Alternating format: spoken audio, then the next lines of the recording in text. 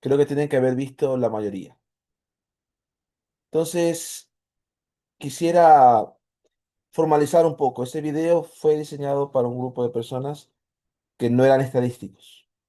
Por eso se habló más del concepto de lo que es la asociación homogénea, o perdón, la asociación estratificada, pero ahora lo quiero formalizar un poco más para ustedes como estadísticos.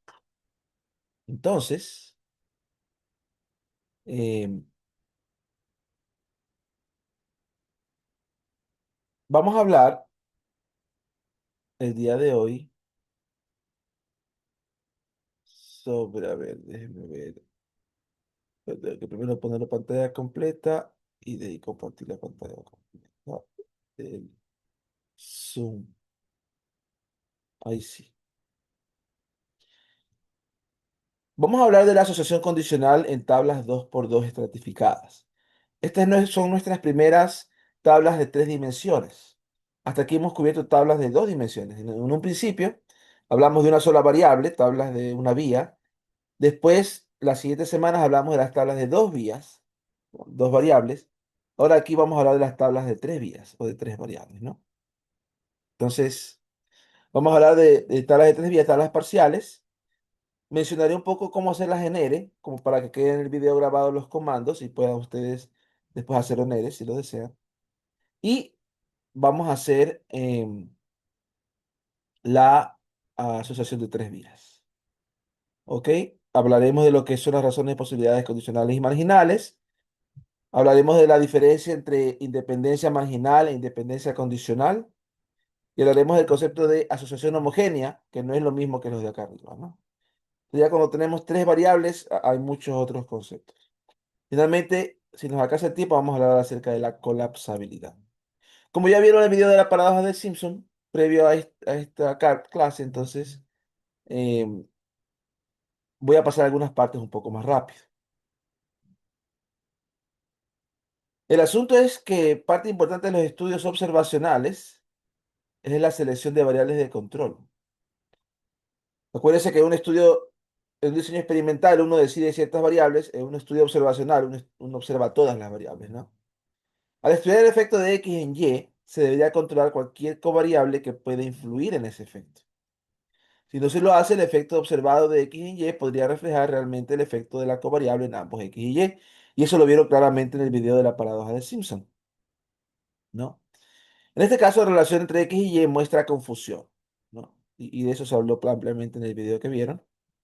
Los experimentos diseñados eliminan el efecto de las variables de confusión, asignando aleatoriamente los sujetos a los niveles de X. Por eso, muchas veces en los diseños experimentales, no hay las variables de confusión o se las puede controlar. Ahí viene, si ha cogido un diseño experimental o van a coger diseño de bloques. En estudios observacionales esto no es posible porque ya uno observa, uno no diseña el experimento, ¿no? Ejemplo de confusión. Suponga que un estudio investiga las consecuencias del fumador pasivo. Se hace un estudio transversal para comparar tasas de cáncer al pulmón para no fumadores cuyos cónyuges fuman y no fumadores cuyos cónyuges no fuman. El estudio debería controlar variables como la edad o el nivel socioeconómico, porque normalmente a mayor edad hay mayor probabilidad de cáncer y nivel socioeconómico a veces en los estratos más bajos están expuestos a más cosas y a veces tiene mayor probabilidad de cáncer. Estas covariables pueden afectar tanto la incidencia de tener un cónyuge fumador como la de cáncer al pulmón. Quizás los cónyuges de no fumadores sean más jóvenes que los cónyuges de fumadores y la gente más joven tiene menos probabilidad de tener cáncer. Si es así, una proporción baja de casos de cáncer de pulmón entre los cónyuges de los no fumadores podría reflejar simplemente una edad promedio más baja. La idea es estudiar la relación entre X y Y controlando una posible variable confundidora Z. Vamos a hablar entonces de las tablas de 3 vías. Primero hablaremos de tablas parciales. Una tabla de contingencia de 3 vías clasifica las observaciones de acuerdo a 3 variables categóricas, X, Y y Z. Y a veces el interés es estudiar las relaciones entre X y Y para niveles fijos de Z. Considere rebanadas de 2 vías de la tabla de contingencia de 3 vías según la variable Z. Es decir, X y Z se puede pensar como un cubo tridimensional Y fijando un valor de z, tenemos una tabla de dos dimensiones, x y y, pero una para cada valor de z. Son rebanadas de esa prisma, ¿no? Estas rebanadas de tablas entre x y y se llaman tablas parciales. Las tablas parciales permiten estudiar la relación entre x y y, pero sin el efecto de z, por medio de mantener z constante. En el video anterior que vieron, se hablaba de la clínica, ¿verdad? La clínica era una z en ese ejemplo, y eh, se hablaba del efecto de entre x y y manteniendo la clínica constante. También había otro que era el departamento, en el ejemplo de las admisiones. El departamento de la universidad era un z, ¿no? Y estudiábamos la relación entre x y y para cada departamento. Las asociaciones en las tablas parciales se llaman asociaciones condicionales. Asociaciones condicionales. La asociación entre x y y dado z. Asociación condicional. ¿Qué son las tablas marginales? Si sumamos todas las tablas parciales, obtenemos la tabla marginal entre x y y. La tabla marginal no controla z, la ignora. Aunque la tabla marginal no contiene ninguna información sobre z, la asociación encontrada entre x y y podría reflejar el efecto que z tiene en ambas variables. Eso también se vio ampliamente en el video que ustedes vieron. Por eso es que quería que primero vieran los ejemplos para un poco entender esto más rápido, ¿no? Las asociaciones marginales podrían ser distintas a las asociaciones parciales. Eso se llama paradoja de Simpson. Aquí está el ejemplo de pena de muerte que también se muestra en el video, pero aquí lo quiero ver un poquito más de detalle, ¿no? La tabla 2 por 2 por 2, 674 convictos entre 1976 y 1987 en Florida. La variable Y, muerte. La variable X, la raza del convicto. Y la variable Z, la raza de la víctima. Un estudio observacional. Y la idea es estudiar el efecto de la raza del convicto sobre la pena de muerte, pero controlar por la raza de la víctima, ¿no? Entonces, ahí está la tabla, que se mostró en el video anterior también, donde se ve claramente que en la tabla total, eh, aparentemente los blancos tienen la probabilidad de pena de muerte es del 11%, mientras que en el de negro 7,9.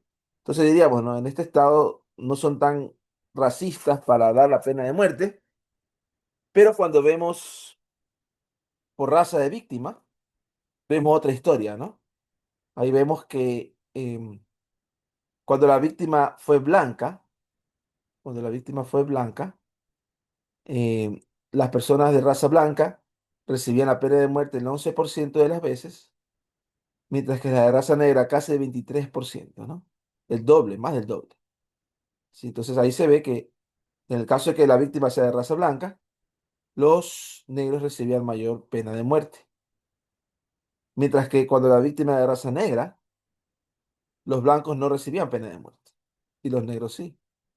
Entonces, en ambos casos, tanto para raza de víctima blanca como raza de víctima negra, los negros recibían un mayor porcentaje de pena de muerte. La probabilidad de tener pena de muerte si era de raza negra era mayor. Y de hecho la de blanco era prácticamente cero, eh, cuando la víctima era negra. Claro, ignorando la raza de la víctima, llega a otra conclusión. ¿Por qué tanta diferencia? Aquí hemos cogido y hemos sumado, por ejemplo, ¿cuántos tengo de raza blanca, raza de víctima blanca y convicto blanco? 53 más 414 son 467. Ahí está. Lo mismo con los otros, ¿no?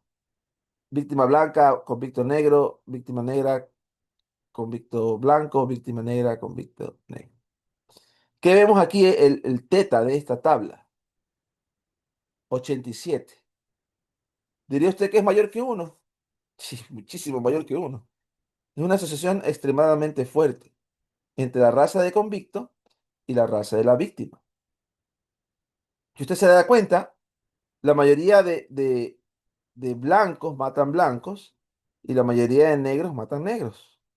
Hay muy pocos negros que maten blancos o blancos que maten negros. ¿Ya? distintas razones. Los blancos viven y al menos en esa época que todavía había la segregación, los blancos vivían en su vecindario, los negros en su vecindario, y no se metían los unos con los otros. La segregación era legal en algunos de los estados de Estados Unidos en esa época. Entonces, si una persona era eh, un convicto blanco, lo más probable es que haya matado a un blanco. Y si alguien era un convicto negro, lo más probable es que haya matado a un negro. ¿Ok? Un teta extremadamente fuerte. Ahora, em, cuando viramos aquí a la raza de la víctima y la pena de muerte, note, estoy estudiando por separado la relación de Z con X y la relación de Z con Y. ¿Y qué notamos aquí? Em, Raza de víctima, blanca, negra, pena de muerte, sí, no. Y notamos que em, en el caso de los blancos, cuando la víctima era blanca, la pena de muerte se daba el 12,4%, ¿verdad? Y cuando la víctima era negra, la pena de muerte se daba el 2,5%. Es decir, cuando la aplicación de la pena de muerte, al parecer más dependía de la raza de la víctima que de la raza del convicto, aunque también vimos que la raza del convicto eh, sí aplicaba, ¿no? Pero el punto aquí es que la probabilidad de que le den la pena de muerte cuando la víctima es blanca es casi 5 veces. 12,4 es casi 2,5 por 5. 4,94 es el riesgo relativo, ¿no? Entonces, sin importar la raza del convicto, es 5 veces más probable recibir la pena de muerte si la víctima es blanca que si es negra. Profe, Dígame. perdón que lo interrumpa. ¿Cómo se calcula ese 4,94 dividiendo 12,4 para 2,5? Correcto. Ese es el Ah, ok. riesgo relativo. Ya. Pi 1 sobre pi 2. Ujú. Gracias, profe. No hay de qué. Entonces, ¿qué sucede? Como vemos acá que los blancos más matan blancos y los negros más matan negros, pero cuando la víctima es blanca, hay más probabilidad de recibir pena de muerte y cuando la víctima es negra hay menos probabilidad de recibir pena de muerte. Eso explica por qué se da la paradoja de Simpson. Lo que yo estoy observando en la tabla marginal es más bien el efecto de la raza de víctima en ambas variables, tanto en la variable raza de convicto como en la variable pena de muerte. Por eso es que al totalizar las tablas, lo que vemos realmente es em, que acá está la total, que los blancos tienen mayor probabilidad de recibir la pena de muerte. 11% versus 7,9%. Pero realmente no es que los blancos tienen mayor probabilidad de recibir pena de muerte, ¿verdad? Los negros tienen mayor probabilidad. Em, Bien, ahora, aquí lo quería mostrar de forma gráfica, ¿no? Fíjese, tengo aquí la proporción de pena de muerte en nuestra tabla. Tengo acá la raza del convicto y tengo aquí la raza de la víctima. Este refleja o me ayuda a entender un poquito lo que sucede, ¿ok? Tenemos aquí, cuando la víctima es blanca, esta línea está bien arriba, ¿verdad? Aquí vemos un poquito más del 10% que se da pena de muerte, ¿verdad? La proporción de pena de muerte. Acá vemos casi el 22-23%, ¿no? Cuando la víctima es blanca. Tanto si el convicto es blanco o es negro, la probabilidad es alta. Cuando la víctima es negra, la línea está bien baja, ¿no? Tanto para convicto blanco como para convicto negro. Se da poca pena de muerte. Ahora fíjese, ponemos los números. Esto representa 467 personas. Esto representa 16. Esto representa 143 y el de acá 48, ¿verdad? Si yo tengo 467 aquí y 16 acá, al promediarlos, este promedio se va a parecer más al de acá arriba, porque el de acá le va a poner mucha más peso, porque eso es la parte más grande de la muestra, y bien más grande comparado a este. El de acá, al promediarlos, ¿verdad? Al totalizarlos, por así decirlo,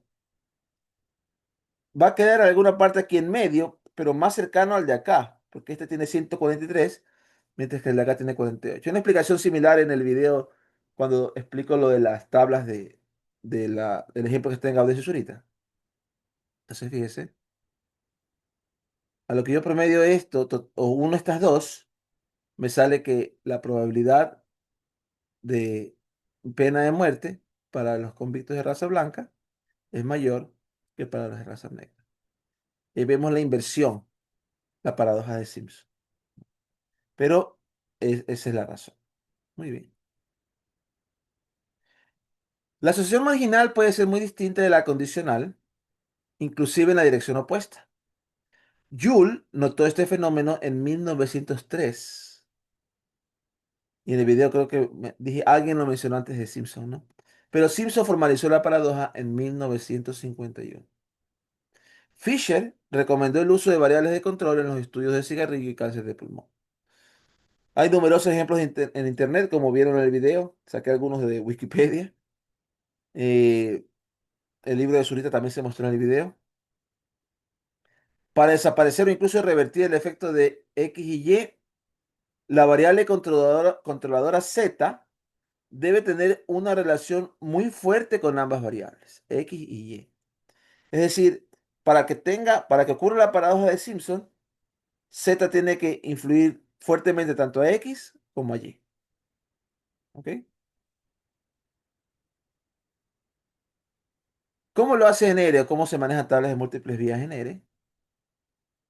Miren, am, usted tiene aquí un ejemplo con lo de las víctimas, con lo de la pena de muerte. Em, Aquí tengo las dimensiones convicto, blanco-negro, víctima, blanco y negro, y si no. Y usted se fija en la tabla de aquí, los números son 53, 11, 04. 53, 11, 04. Y la segunda columna, 414, 37, 16, 139. La primera dimensión, raza de convicto. ¿Ya? Esta es la dimensión que está aquí, raza de convicto. Y la segunda dimensión, raza de la víctima. Porque, eh, sí, convicto, víctima y muerte.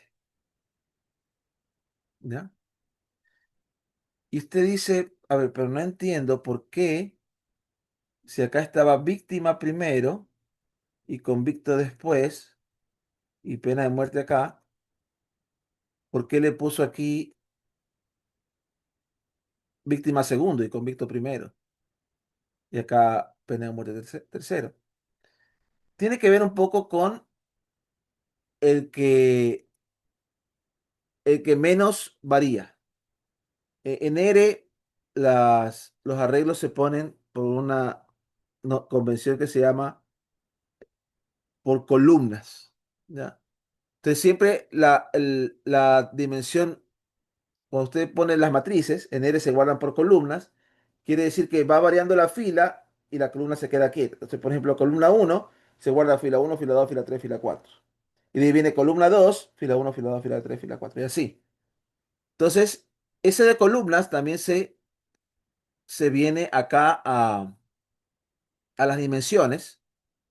Entonces, la dimensión que menos varía, en este caso, 53, 11, 04, todos son de la muerte, sí. Entonces, esa es la última dimensión.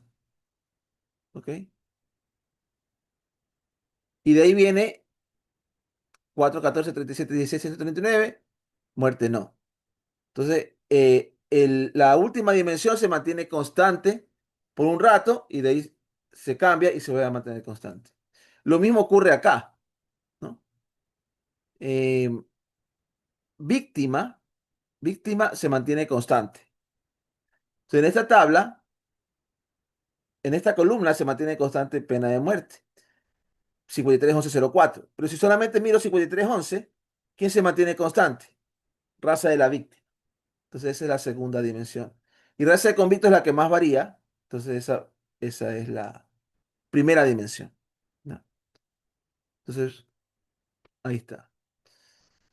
Si algún momento tiene dudas, puede jugar, poner en distintos órdenes aquí a ver qué le sale, ¿no? Pero para que me salga la tabla tal como está en los datos, entonces así se ingresa a la tabla. Primero creo un arreglo tridimensional con dimensiones 2 por 2 por 2. A ese arreglo le puedo, no es obligatorio ponerle nombres a las dimensiones, pero la ventaja de ponerle nombres es que cuando lo transforme en tabla, cada variable tendrá un nombre, ¿no? Entonces, la dimensión 3 en vez de llamarse simplemente dimensión 3 se llama dimensión muerte, ¿sí o no? La dimensión 2 se llama víctima. Entonces, aquí está víctima, blanca, negra. La dimensión uno se llama convicto, blanco y negro. Entonces, por efectos de rotulación, inclusive en gráficos, es bueno poner nombres de las dimensiones. F-table, flat table. Esta es una forma de ver los arreglos, pero flat table lo muestra eh, como tenía en la tabla al principio. ¿Ya?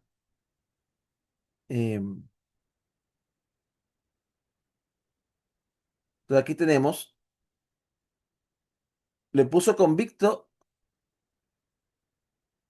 primero, que son las filas, pero note que el flat table cogió, aquí dice 53.11, ¿no? Acá dice 53.0. ¿Qué pasó? Dejó fijo convicto y ya no lo puso por columnas, por así decirlo. Ese es el default en flat table, ¿no? Flat table simplemente pone las primeras dimensiones y la primera la fija, de ahí la segunda la deja variar y la última la fija. Puedo obtener al revés poniendo row bars igual 2 1. Variables de filas. Si quiero que la variable de fila primera considerada sea víctima y la segunda sea convicto. Entonces ahí también puedes jugar con ese comando, ftable. Profe, Prop, perdón, una dígame. pregunta. ¿Puede Sí. repetir por qué es cero y qué representa ese cero ahí? En la primera imagen que usted mostró, la anterior diapositiva. Esa de ahí. ¿Qué significa que el convicto sea negro? O sea, A ver, aquí hay cero personas donde el convicto era blanco, la víctima negra y que recibió la pena de muerte. Eso quiere decir el cero ahí. Sino que Flat Table siempre hace eso, siempre deja fija la segunda fila. sí, así es. Ah, ok, ok. Aquí el cero estaba acá. Entonces el flat table cogió y le transpuso la primera con la segunda, básicamente. Porque flat table por default pone como la primera dimensión, pone como primera variable. Y la segunda Ah, ok, dimensión como ok. segunda variable. Ah, ok, ok. Gracias, profe. Sino que humanamente sale mejor cuando la primera varía menos y la segunda varía más. O sea, se ve mejor desde el punto de vista visual. Entonces, por eso es que lo transpuso, básicamente. Eso es lo que hizo flat table, lo transpuso. Ok, aquí está en el orden original. Prop table, prop table, por ejemplo, como es una tabla de tres dimensiones, prop table me da una tabla de tres dimensiones con las proporciones. Yo le puse aquí que me haga las proporciones por, eh, por cada dimensión uno y 2, lo cual quiere decir que me va a sacar las dimensiones de la tercera. Entonces, las proporciones que están aquí son de acuerdo a la tercera proporción. Cuando el convicto es blanco y la víctima es blanca, la probabilidad de pena de muerte es 11% y la probabilidad de no recibir pena de muerte es 88%. Entonces, la de aquí con la de acá suman 1. Cuando la víctima es negra y el convicto es blanco, la probabilidad de pena de muerte es 0. Cuando la víctima es negra y el convicto es blanco, la probabilidad de no recibir la pena de muerte es 1. 1 más 0. 0.027 con 0.972 dan 1. Entonces, esa es la tabla de proporciones. Y aquí está un F-table del prop table para sacar las probabilidades de sí recibir la pena de muerte y no recibir la pena de muerte, ¿no? Ya ustedes pueden jugar con eso en R si lo desean para el proyecto, que tenemos que hablar el jueves del proyecto, no me acuerdo. Margin table. Por ejemplo, aquí le he pedido que la dimensión 2 la marginalice. Margin table va a sumar todos los valores y solo se va a quedar con las dimensiones que yo le pongo aquí. Entonces, aquí se quedó con las dimensiones 1 y 3, que era convicto y muerte. Esa es la tabla marginal. ¿Ok? Le puedo hacer un prop table a este margin table por fila, por la dimensión 1, y me queda aquí que en la tabla marginal, probabilidad de pena de muerte para el blanco, 11%, y para el negro, 7,9. Y de no recibir el complemento, pues, ¿no? Pueden hacer también, para tablas de tres dimensiones, la librería BCD tiene el comando Double Decker. Double Decker permite poner más de tres dimensiones, de hecho. Aquí está puesto muerte versus víctima más convicto. Entonces, víctima se pone abajo, como la que menos varía, convicto aquí, como la que más varía, y de ahí para cada uno se ve la proporción de penas de muerte. Aquí se ve claramente, ¿verdad? Víctima blanca, ¿no? Pena de muerte para el negro es el doble en proporción que la del blanco. Y víctima negra, pena de muerte es bien poquito, pero ningún blanco recibe pena de muerte y los negros poquito, ¿no? Entonces, le puse aquí solamente este labeling args igual list de bar name false, porque si no le ponía así, no salía bien las etiquetas. Pueden probarle. Sugiero es más que hagan el comando double decker hasta tabla para ver cómo sale. Y de ahí pueden ver la ayuda de labeling args para que ustedes mismos se den cuenta por qué puse esto, ¿ya? Hablemos de la asociación de tres vías. Vamos a formalizar más. Razones de posibilidades condicionales y marginales. Entonces tenemos una tabla de tres dimensiones, 2 por 2 por K. Tabla de tres dimensiones, 2 por 2 por K. K es el número de niveles de Z. ¿Ok? Sea mu sub i j k las frecuencias esperadas bajo muestreo Poisson, multinomial o binomial, según sea el caso. O puede ser hasta muestreo hipergeométrico, ¿no? Para un nivel fijo, de hecho, la prueba de hipótesis que vamos a hacer supone hipergeometría, pero se las voy a mostrar la próxima semana. Para un nivel fijo K de Z, la razón de posibilidades condicional, teta XY para el nivel de ZK es mu 1, 1K, mu 2, 2K sobre mu 1, 2K, mu 2, 1K. Es decir, tenemos el producto cruzado, pero fijando la tercera dimensión, fijando Z en el nivel K. Este parámetro describe la asociación condicional entre X y Y en la tabla parcial K. Las razones de posibilidades condicionales para las K tablas parciales pudieran ser diferentes a la razón de posibilidad marginal. ¿Cuál es la razón de posibilidad marginal? Tendríamos que calcular las frecuencias esperadas marginales. Mu sub ij más, que es la sumatoria sobre K de mu ijk. Y con estas marginales, frecuencias esperadas marginales, pudiéramos calcular teta de xy marginal, que es mu 1, 1, mu 2, 2 sobre mu 1, 2, mu 2, 1. Se ha totalizado la tercera dimensión. ¿Qué me dice la paradoja de Simpson? Que este puede ser distinto a este. Y pueden ser hasta completamente distintos, ¿no? Como vimos, puede hasta reversarse la dirección. En el caso de la primera tabla parcial, ¿no? La raza de la víctima es blanca.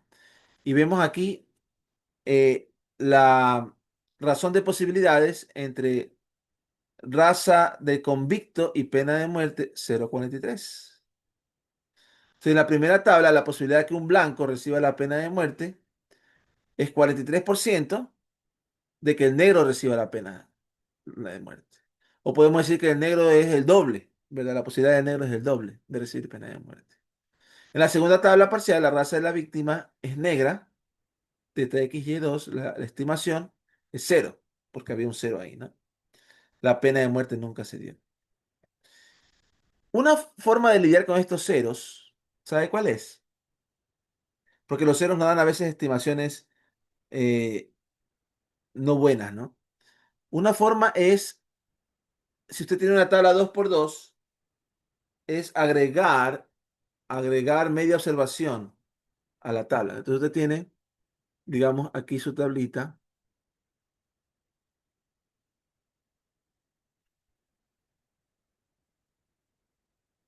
Ah, aquí tiene su tablita, ¿verdad? N11, N12, N21, N22. Espérame un ratito.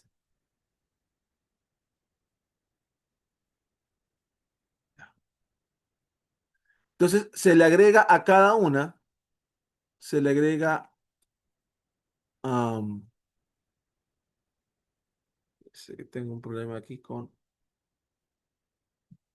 le dejé mi plumita, cosa para que dé su clase y la de ella no funciona. Bueno, se le agrega am, más 0,5, más 0,5, más 0,5 y más 0,5.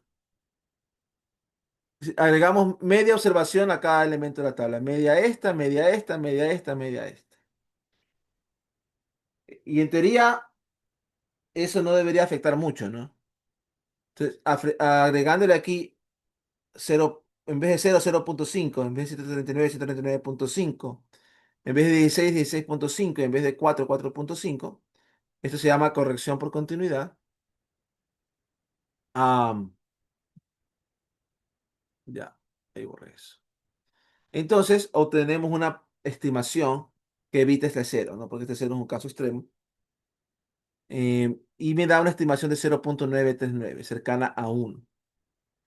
Entonces, al parecer, pudiera ser que en el caso de la víctima negra, como que no importa mucho, ¿no? Cuál es la raza del convicto. Pero en el caso de la víctima blanca, los blancos reciben, la posibilidad de recibir pena de muerte por los blancos es menos de la mitad que de los negros, o el de los negros es el doble, ¿no? La tabla marginal se ignora la raza de la víctima y note cómo se va al revés.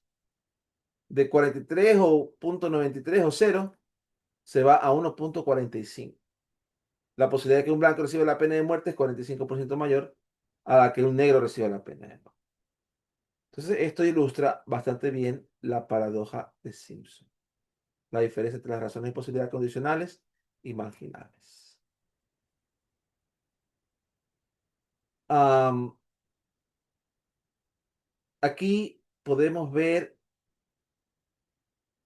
eh, los odds ratio, los odds ratio o las razones de posibilidades para convicto y víctima, pero por pena de muerte.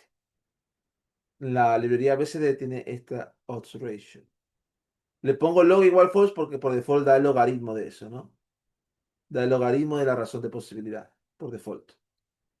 Entonces, en este de aquí estamos viendo el odds ratio entre convicto y víctima cuando, cuando la pena de muerte sí se dio y cuando no se dio, ¿no? Estamos viendo la estratificación entre convicto y víctima por pena de muerte, ¿verdad? Si quiero hacerla de otra manera, tengo que permutar la tabla o transponerla. Ya, la transposición es operación de permutar un arreglo, sino que la transposición normalmente es la permutación entre filas y columnas. ¿Ya? Aquí lo que yo quise ponerle es que permute y me ponga. ¿Se acuerda que el uno era raza de convicto? O sea, que me haga convicto con pena de muerte estratificado por raza de la víctima, que era la segunda dimensión. Yo quería saber cuáles eran los odds ratio de convicto y pena de muerte por raza de víctima. R automáticamente hace corrección de continuidad. Nota un detalle, ¿no? Aquí da .42088. que anteriormente había tenido 0,43, ¿verdad? Que no es el redondeo. ¿Por qué? Porque R por default hace corrección de continuidad. R por default agrega 0,5, 0,5, 0,5, 0,5. Cosa que así no da esos, evita los infinitos y los ceros, básicamente. Si no, va a tener infinitos y ceros en el teta. Usted también puede pedir el loss ratio del margin table para una tabla, en este caso la tabla de convicto y muerte, y le da el 1,44. Pero este ha sido otra vez con corrección de continuidad, agregado 0,5 a cada frecuencia. Entonces, todo lo que hicimos lo pueden hacer en R, usando aquí odds ratio, a perm, para poner el orden que usted quiera. El odds ratio siempre supone que quiere ser X y Y dado Z, y Z es la última. ¿Ya? Pero nosotros teníamos víctima como segunda, ¿no? Entonces nuestro Z estaba como segunda variable y pues no tuve que hacer esto. Muy bien. Lo último que quería ver el día de hoy eran los modos de independencia. Independencia marginal versus independencia condicional. Suponga que tenemos la tabla I por J por K. Ya no solamente 2 por 2 por K, sino I por J por K. Si X y Y son independientes en la tabla parcial K, entonces se dice que X y Y son condicionalmente independientes en el nivel K de Z. Si Y es la variable de respuesta, esto implica que la probabilidad de Y dado J, perdón, la probabilidad de Y igual J dado X igual a Y, Z igual a K, es lo mismo que la probabilidad de Y igual J dado Z igual a K. Es decir, cuando son independientes condicionalmente, saber X no afecta las probabilidades de Y. Estamos hablando todo esto condicionado en Z, pues, ¿no? Si esta condición se cumple, de que esto es cierto para todo I y para todo J, y se cumple para todo K, entonces se dice que X y Y son condicionalmente independientes dado Z. Independencia condicional, como en el caso de la clínica había independencia condicional, era, eh, ya mismo tengo el ejemplo de la clínica ahí, ¿no? Independencia condicional. Si es que dado Z se cumple esto, entonces tenemos independencia condicional. Entonces aquí está un poco más formal, ¿no? Pi JK es la probabilidad de X igual Y, Y igual J, Z igual K. Pi más K es la sumatoria sobre J de la probabilidad de 3, ¿no? De X y Z.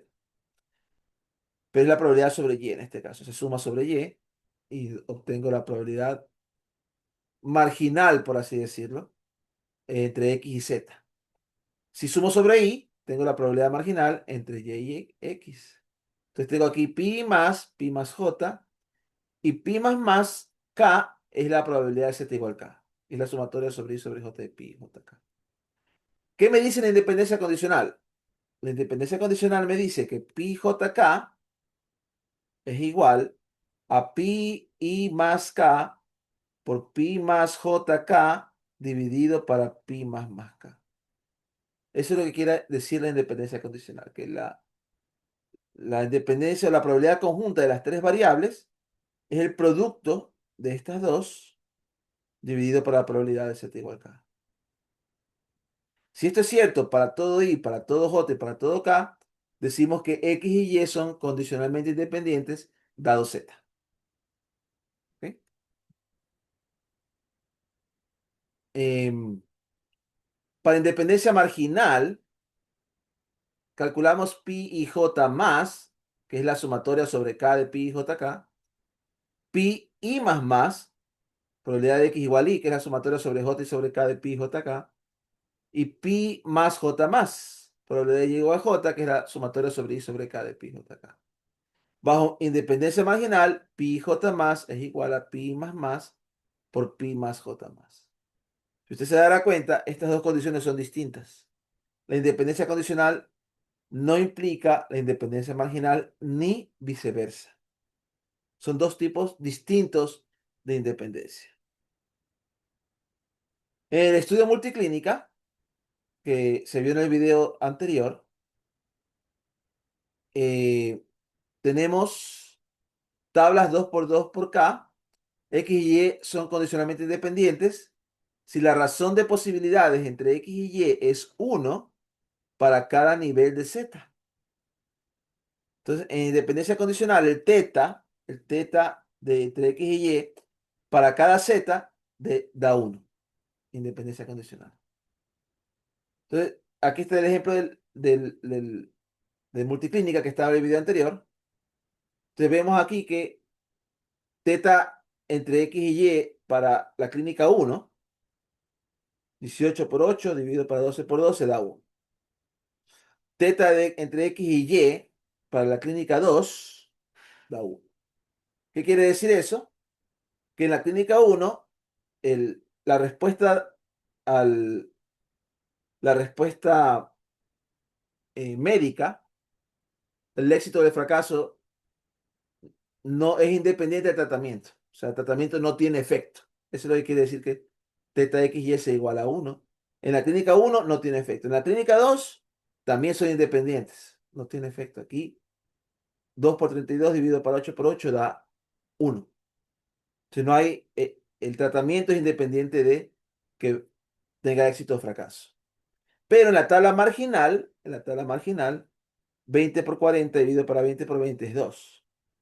En la tabla marginal, la razón de posibilidades entre tratamiento y respuesta es 2, indicando engañosamente que la posibilidad de éxito cuando el tratamiento está en A es el doble que la posibilidad de éxito cuando el tratamiento está en B, ¿verdad?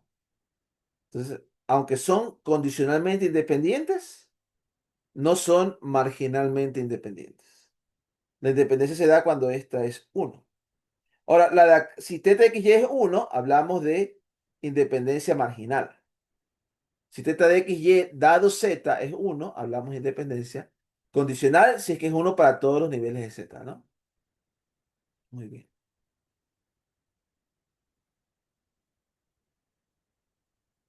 Esto que está aquí lo explico un poco en el video que ya vieron, ¿no?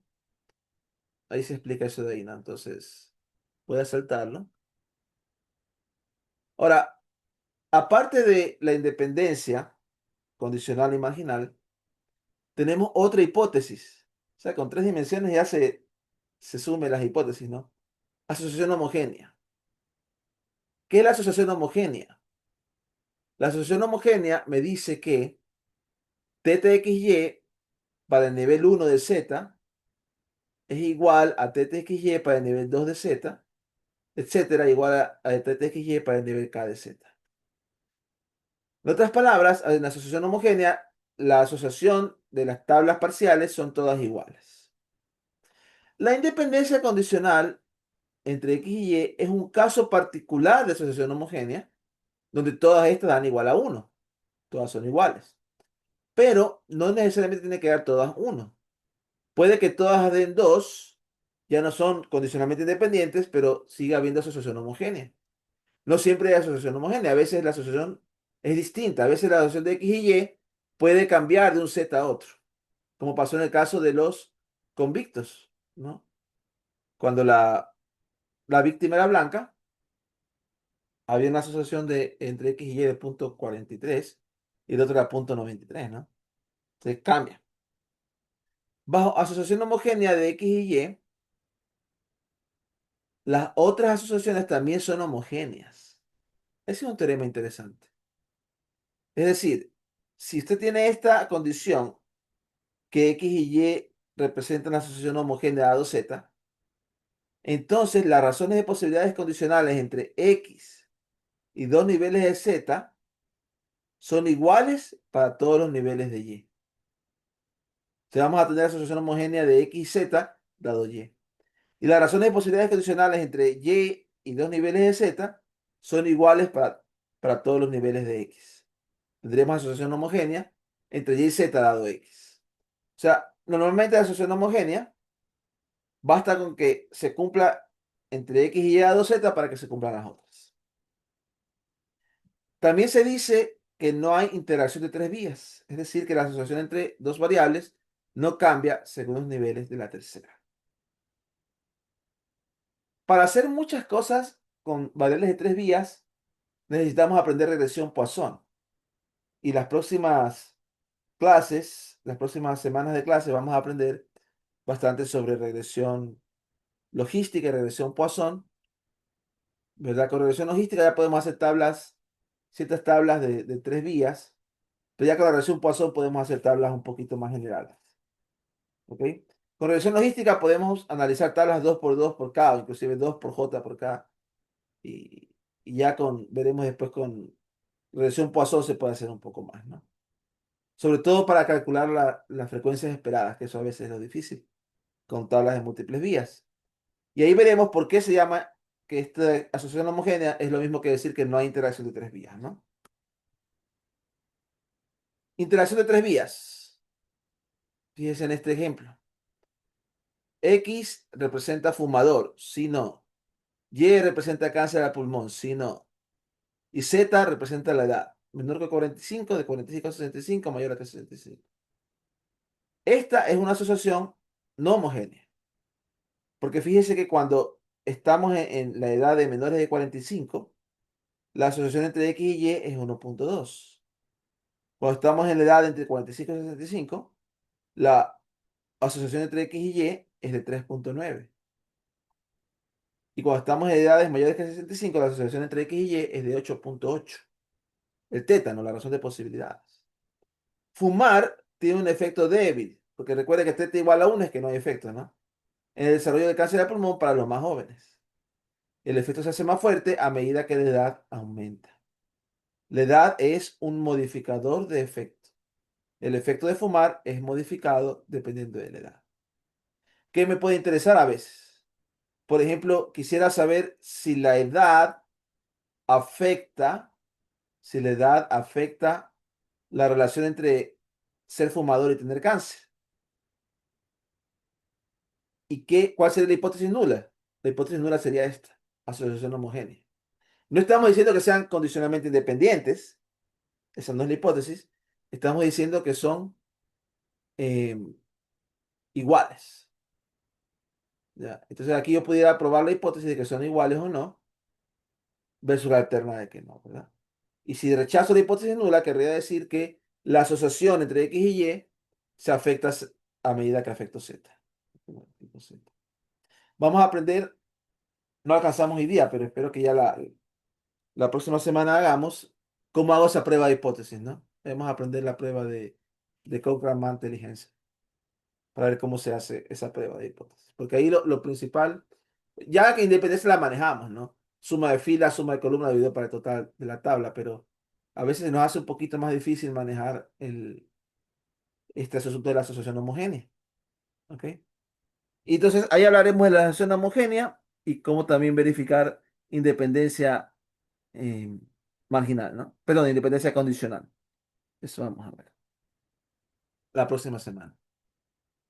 En el ejemplo de pena de muerte, TTXY de las víctimas blancas era pues, 0,43, de las víctimas negras era 0, aunque después estimamos ser 0,9. Razones estimadas distintas, las reales pudieran ser iguales. Algunos métodos de análisis de variables categóricas suponen una asociación homogénea. Próxima semana veremos cómo probar la hipótesis de asociación homogénea. ¿Ok? Lo último que quiero ver el día de hoy se llama colapsabilidad. Y tengo 3 minutos. Solamente lo voy a mencionar, esto está en el libro, pero la idea es, vemos que la asociación homogénea implica el mismo grado de asociación de dos variables por cada nivel de una tercera. La asociación marginal es la que ocurre cuando se ignora la tercera variable. La paradoja de Simpson nos dice que estas dos pueden ser distintas. La pregunta es, ¿bajo qué circunstancias son las dos iguales? Cuando existe asociación homogénea y además la asociación condicional es igual a la asociación marginal, decimos que la tabla es colapsable, ¿ya? Es decir, una tabla colapsable es asociación homogénea, todas son iguales, TTXY de dado Z sub K es igual para todos los K, y además de eso también es igual a la asociación marginal. ¿Por qué por qué es importante que una tabla sea colapsable? Porque si es colapsable, no tengo que considerar la tercera variable. Se vuelve más fácil el análisis. Pero si no es colapsable, tengo que siempre considerar la tercera variable a la hora de explorar la relación entre las dos primeras, entre X y Y, ¿no? Muy bien. Condiciones para la colapsabilidad. Colapsabilidad de razones de posibilidades. Solamente vamos a hablar de esta. La segunda, si quieren, la pueden ya ver después. Si hay la asociación homogénea, es decir, si teta XY dado K es idéntica para todos los niveles de Z, asociación homogénea, y además se satisface al menos una de las siguientes condiciones. Una de ellas. X y Z son condicionalmente independientes dado Y. Ojo, que no estoy diciendo que X y Z tengan asociación homogénea dado Y, porque eso vemos que eso siempre se da. Si X y Y tienen asociación homogénea dado Z, también se da que X y Z tienen asociación homogénea dado Y. Pero esta condición es más fuerte. Estamos diciendo no solamente asociación homogénea, estamos diciendo condicionalmente independientes. Es decir, los tetas no son solo iguales, pero son iguales a uno. Si X y Z son condicionalmente independientes dado Y, o Y y Z son condicionalmente independientes dado X, entonces la tabla es colapsable. Al menos la parte de teta, la parte de la razón de posibilidad. Es decir, cuando se da esta condición de asociación homogénea e independencia condicional de ya sea de X y Z dado Y o Y y Z dado X, entonces esta asociación eh, homogénea también va a ser igual a la marginal. ¿Qué le parece? ¿Ya? Y eso es lo último que quería ver el día de hoy. Ya se nos acabó el tiempo. Son las 9 en punto. ¿Ok? El día jueves vamos a hacer un poquito de ejercicio sobre esto en un taller. Y si ya les tengo calificado el examen, que lo dudo que lo tenga para este jueves, se los muestro, ¿ya? Ah, no, pero de ustedes se calificó solo, ya me acordé. Ya, pues chicos, eso es todo por hoy. Nos estamos viendo, ¿ya? Que tengan buenas noches. Chao, profe, gracias. Buenas Chao, noches. profe, muchísimas gracias. Hasta Listo, luego. profe, Bien, buenas gracias. noches. Profe. Chao, chao.